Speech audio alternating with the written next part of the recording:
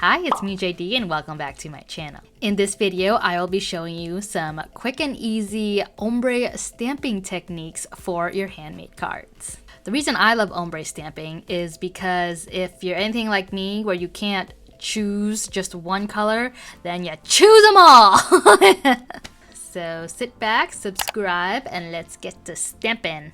For all of these handmade greeting cards, I will be making them into Slimline cards. Now, Slimline note cards are the darling of the card making world right now. So there's a lot of cool products made for Slimline cards, like the stamp, for example, from Simon Says Stamp. You'll also need a stamping tool like the MISTI, and if you have the regular size MISTI, then a A2 size note card fits perfectly in there. So first I'm going to place my stamp along my front panel, pick it up with my MISTI door, and begin the ombre process. I've already selected out a few of my favorite Distress Oxide ink colors. For all of these card making techniques, it's best to choose colors that are analogous on the color wheel. Analogous is a big fancy schmancy SAT word for saying like they're next to each other on the rainbow.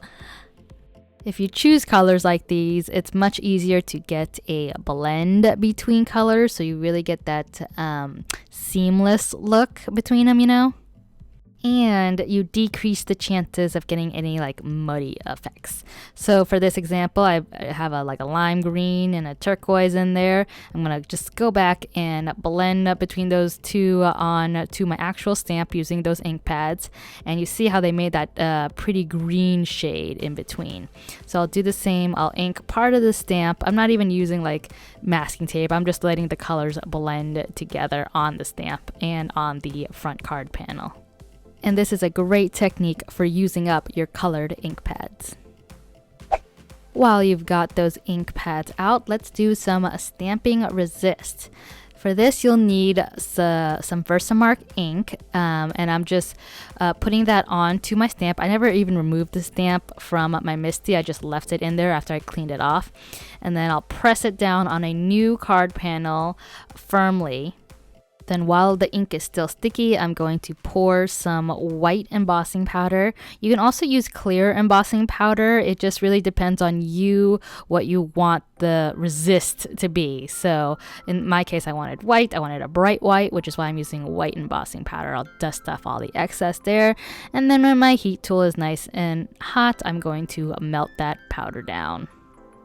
I've got my ink blending tools at the ready, and then I will blend some ink in the same color pattern as the previous card.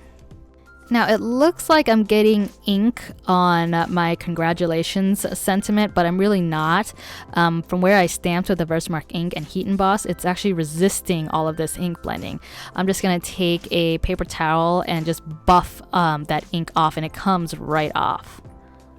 Now these first two cards are looking a little bit plain right now, and I've got my ink pads out. So now I'm just gonna do some ink splatters in a ombre pattern as well. I smushed the ink pad onto my messy mat, I like to call it. That's really easy to clean.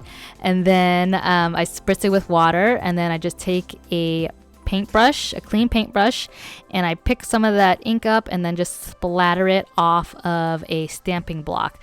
The stamping block helps me to control where the splatters go.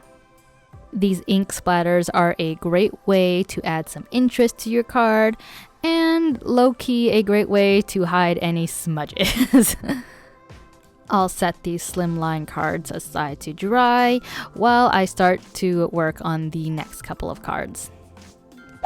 Here's a technique that I haven't used in a long while, which is to use my watercolor markers. I'm using the Zig Clean Color watercolor markers that have been sitting around forever, and I thought, you know what?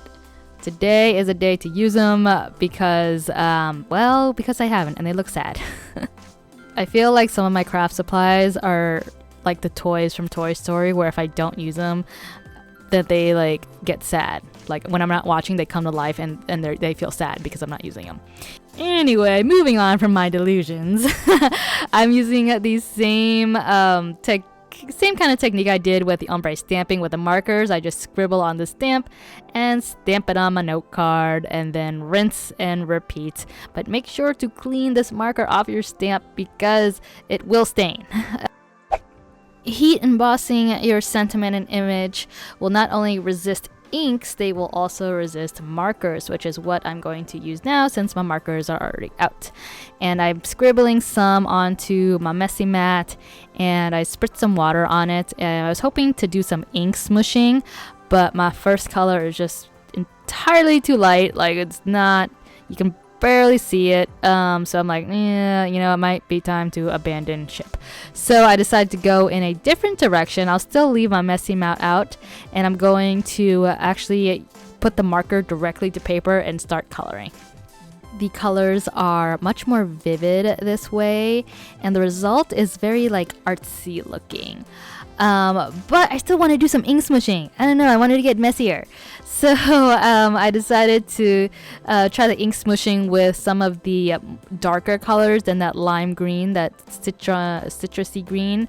So I'm going to do that just to add some more interest and take up some more white space on this card panel. And I really love the end result. It's messy, it's grungy, but it's still cool. There are some days where I just didn't care about making a mess, and this was one of them. Speaking of making a mess, have you ever tried ombre heat embossing? And by that I mean using different colored powders. Well, that's exactly what I'm gonna do today.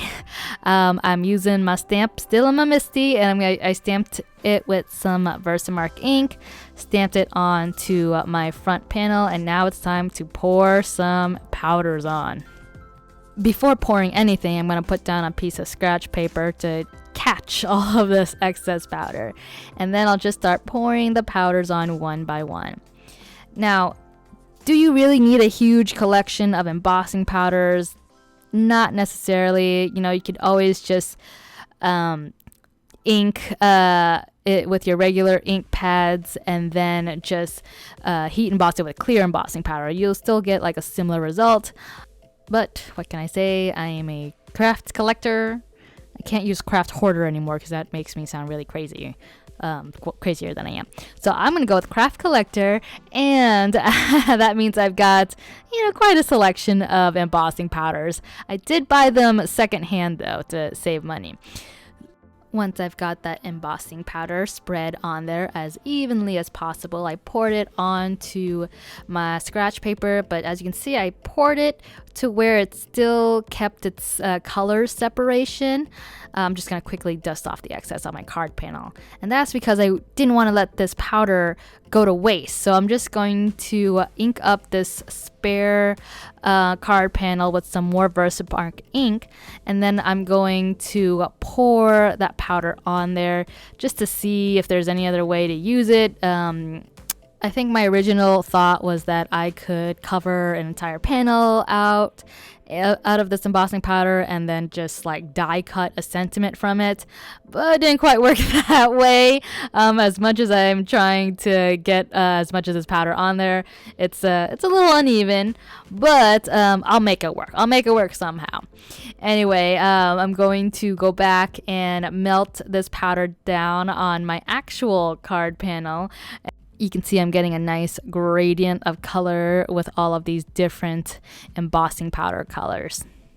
As for that catch-all panel, that extra panel, I decided that after heat embossing it, I'm just going to cut strips out of it because that's basically the only way to salvage this. And then I'll add it to some of my my card panels as just a little extra, you know, decoration, a little emphasis on the congratulations. Anyway, thank you guys so much for watching, and I will catch you in the next video.